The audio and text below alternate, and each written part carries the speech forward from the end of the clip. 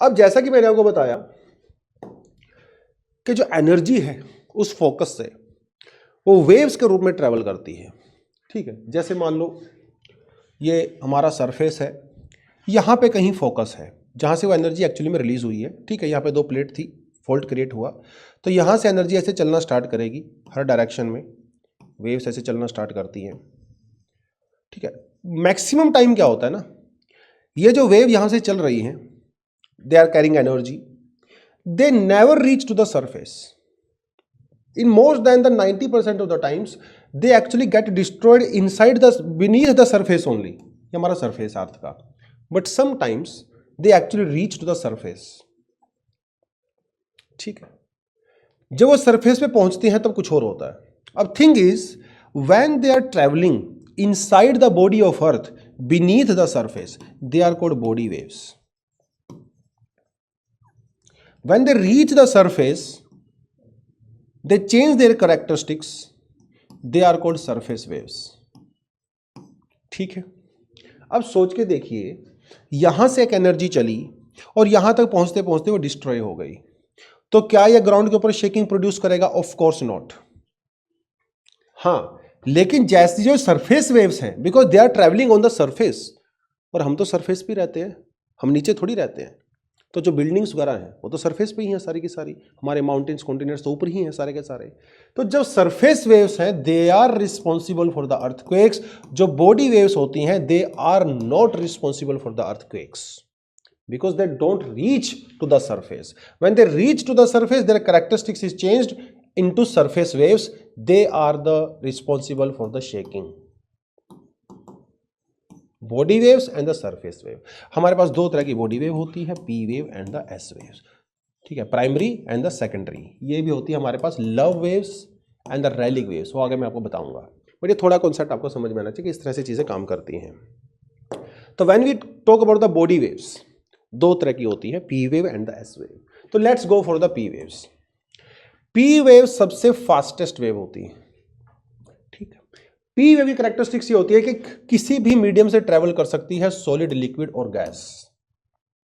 ये sound wave की तरह चलती है। साउंड वेव मैं बोल रहा हूं, साउंड एयर में से भी ट्रेवल कर सकता है, लिक्विड में से भी ट्रेवल कर सकता है, ठीक है, सॉलिड में भी ट्रेवल कर सकता है। सॉलिड में सबसे ज्यादा फास्ट ट्रेवल करता है साउंड। क्यों ट्रेवल करता है? आपने कभी रेल की पटरी पे गए होंगे, बचपन में जाया करते थे, तो वहां पे ऐसे ना कान लगा के सुना करते थे ट्रेन कि अच्छा बहुत दूर से ट्रेन आपको पता चल जाती है कि 4-5-6 किलोमीटर दूर से ट्रेन आ रही है। लेकिन क्या आप इतनी दूर तक साउंड पहुंचा सकते हो एयर में? नहीं पहुंचा सकते। साउंड में सबसे ज्यादा ट्रेवल करता है। क्यों करता है? क्योंकि साउंड में जो मॉलिक्यूल्स होते हैं वो सबसे ज्यादा क्लोजली पैक होते हैं, क्लोजली पैक होते हैं, और जितने ज्यादा क्लोज पैक होंगे उतने ही ज्यादा एनर्जी को ट्रांसफर कर सकते हैं। ठीक है, जैसे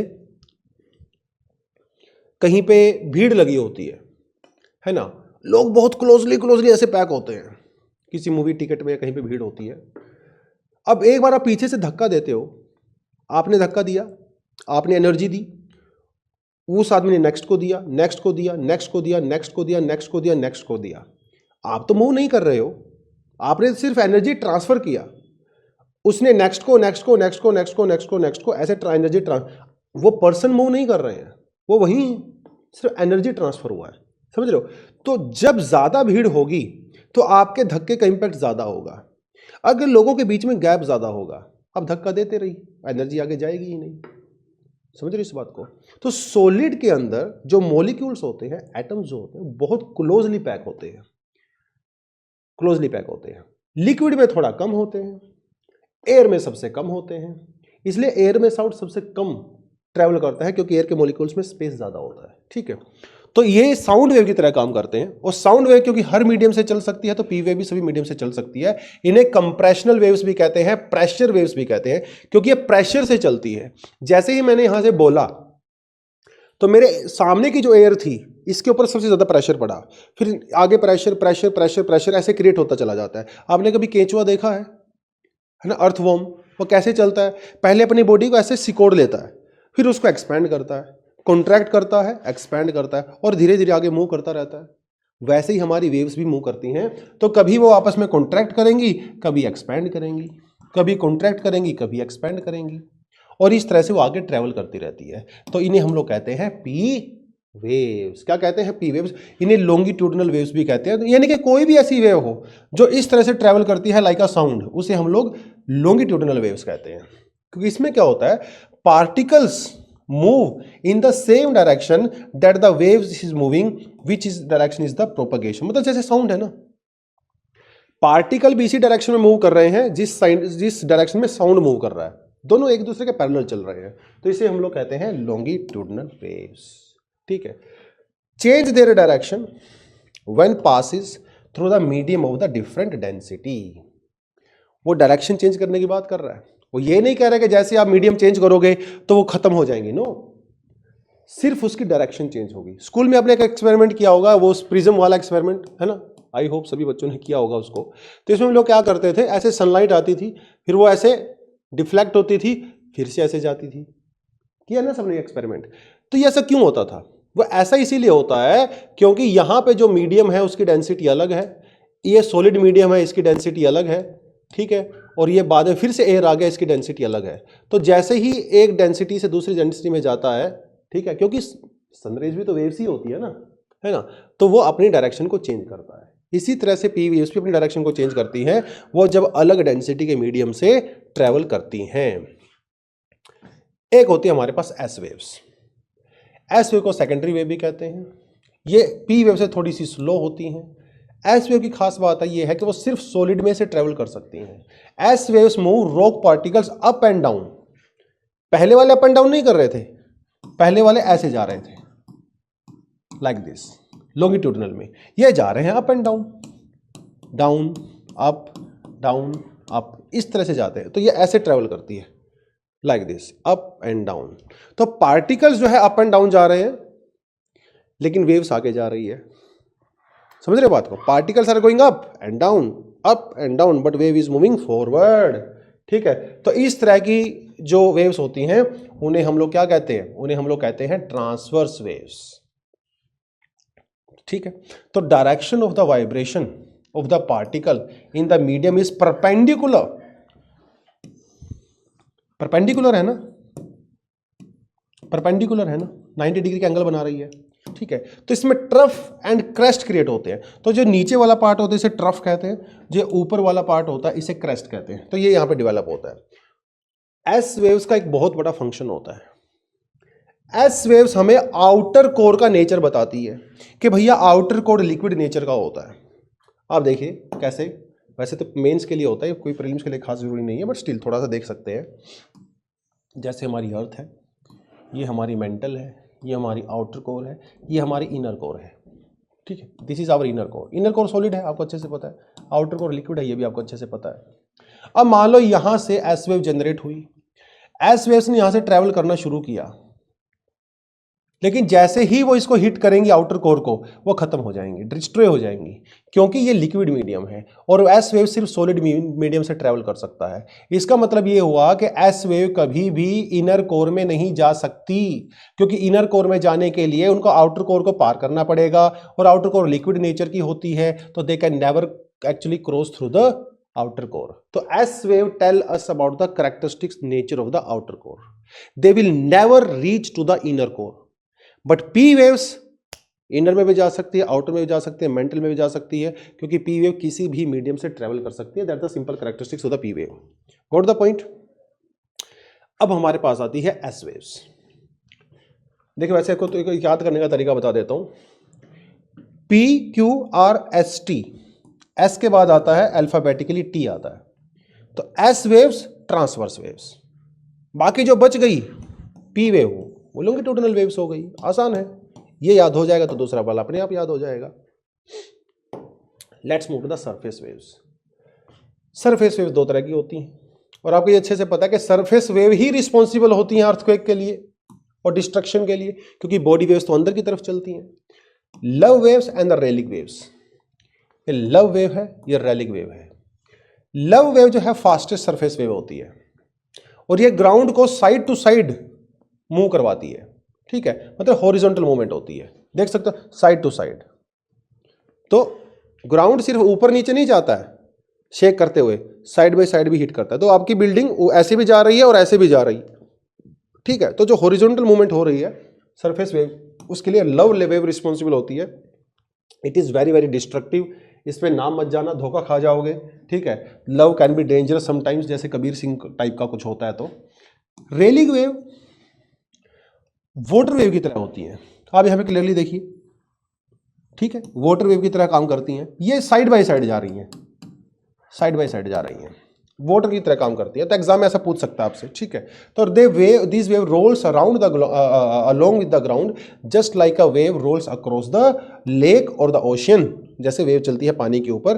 तो you can say they go up and down also and they go side by side also, they are responsible for most of the shaking, ठीक है। तो as compare to love wave, रैलिंग waves are responsible for the more shaking, ठीक है। Now let's move the shadow zone. ये नया concept होता है, अब एनसीईआरटी का डायग्राम मैंने यहाँ पे उठा के दिया हुआ आपको। शैडो जोन वो होता है जहां पे seismic waves are not observed by the seismograph, ठीक है। और ये इंटरेस्टिंगली दुनिया में कुछ ऐसी जगह है जहां पे you will never receive S waves, दुनिया में कुछ ऐसी जगह है जहां पे you will never receive the P waves, ठीक। इंटरेस्टिंग है, क्यों है? क्योंकि ये डिपेंड करता है हमारे इंटरनल स्ट्रक्चर के बेसिस पे। कैसे काम करता है देखिए जरा। अब यहां पे जो है आपका एपिक सेंटर है, ठीक है। इस एपिक सेंटर, और ये हमारा जो है कोर है, this is core, this is core, ठीक। अब यहां से एस वेव चल रही है भैया। S waves will easily pass through the mental, कोई दिक्कत नहीं है। लेकिन जैसे ही वो आउटर कोर को हिट करेंगी, they would be stopped because outer core is liquid, they can not travel through the liquid. तो ये आउटर कोर के अंदर नहीं जाएंगी, लेकिन आउटर कोर को टच करते हुए यहां तक आप रिसीव करोगे। तो रेफरेंस के लिए if you take it as a 0 degree angle, तो इस 0 डिग्री से 103 और 103 तक you will receive S waves, even P waves also, क्योंकि पी वेव भी ट्रेवल कर सकती हैं। तो इसके बीच में और इसके बीच में आपको एस वेव भी मिलेंगी, इसके बीच में और इसके बीच में आपको पी वेव्स भी मिलेंगी। तो इसके बियॉन्ड जो भी एरिया होगा वहां पे you will receive no S waves, क्योंकि यहां तक पहुंचने के लिए एस वेव्स को कोर में से पास होना पड़ेगा, और वो कोर में से पास हो नहीं सकती क्योंकि आउटर कोर लिक्विड नेचर की है, as simple as that.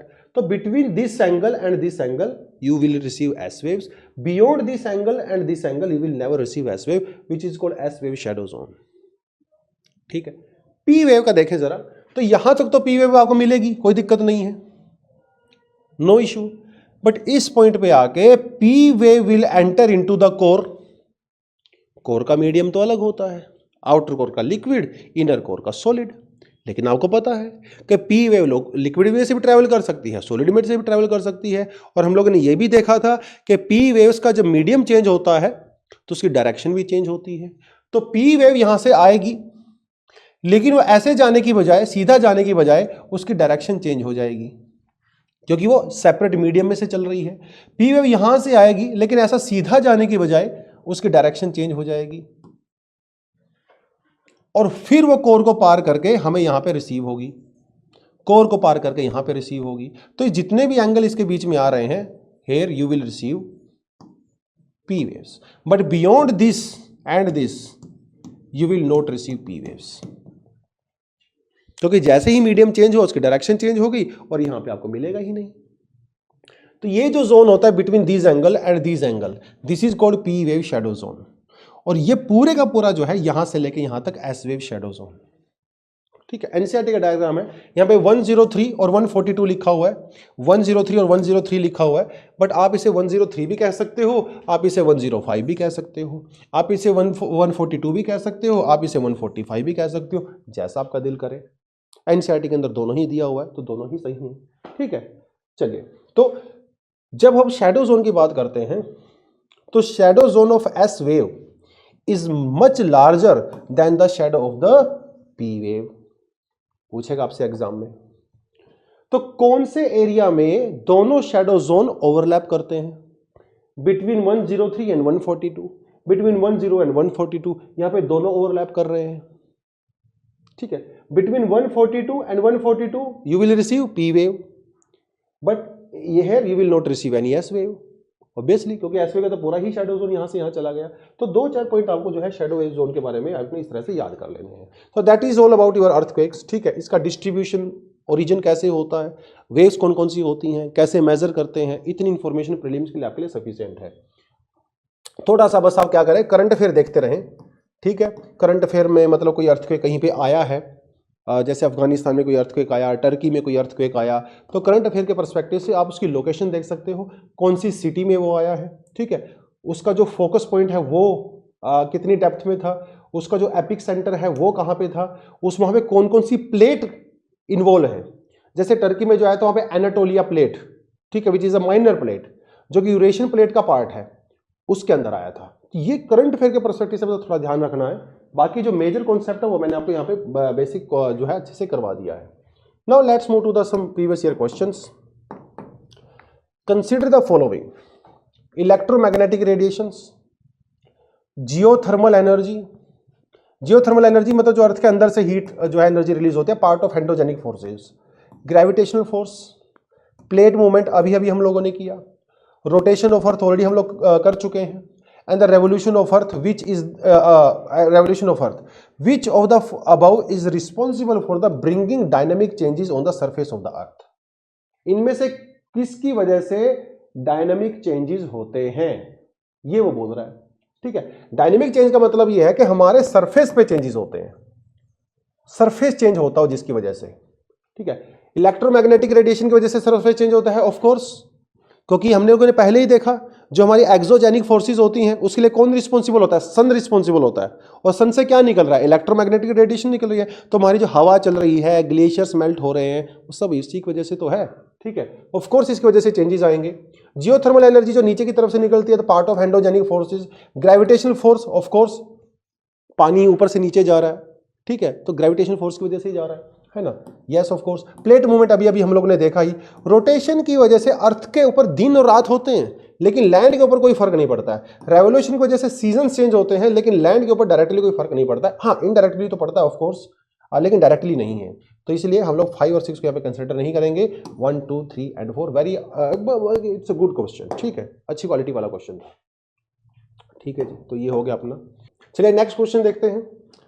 Consider the following statement: in the seismograph P waves are recorded earlier than the S wave. अभी अभी हम लोगों ने किया था कि जो पी वेव्स होती है वो फास्ट होती हैं, एस वेव्स तो सीधी सी बात है, सीस्मोग्राफ में सबसे पहले वही जाएंगी, ऑफ कोर्स, राइट स्टेटमेंट।